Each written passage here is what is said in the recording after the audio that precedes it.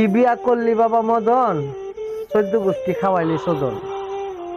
কয় এটার মানে কি জানেননি? এক লোকে বউ দেখতে দেখতে মনে করেন ঘটককে হয়রান বানাই নিছে। তো ঘটক রাগ কইরা তার এক ছেলেরে মেয়ে সাজায়া দেখাইছে।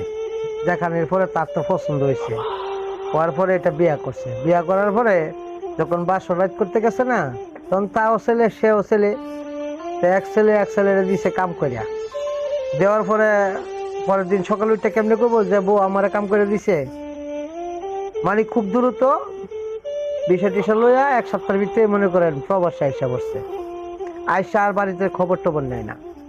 তখন বউ চিন্তা করছে, কিরে এর কাছে বিয়া বইলাম, তাই কিন্তু সাথ পাইলাম না, বিয়ার ঠিকঠাক বিচারটা করে নি।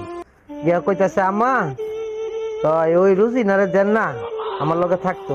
হ্যাঁ ননদরা আর কি দিছে। পরে ননদ দিছে কাম কইরা, তো ননদ শর্মে কইতারে নাই। পরের দিন কই কি মা আমি যাইতাম না, তুই যা। তো গিয়ে কইছে আম্মা, ও ইয়া রুজিনা যে তো যাইতো না, তো আমনি আয়েন। হের মা গেছে গেছে পরে দিছে হের মারে ফোন দেয়া। দেওয়ার পরে কইতাছে সকালবেলা উঠটা পুতরে ফোন দিয়া, কি বিয়া করে থুয়ে গেলি বাবা মদন, খাওয়াইলি 14 গোষ্ঠী শোধন। কইস না গো মা দুঃখের কথা, আইজ জানে আমার হুগার ব্যথা।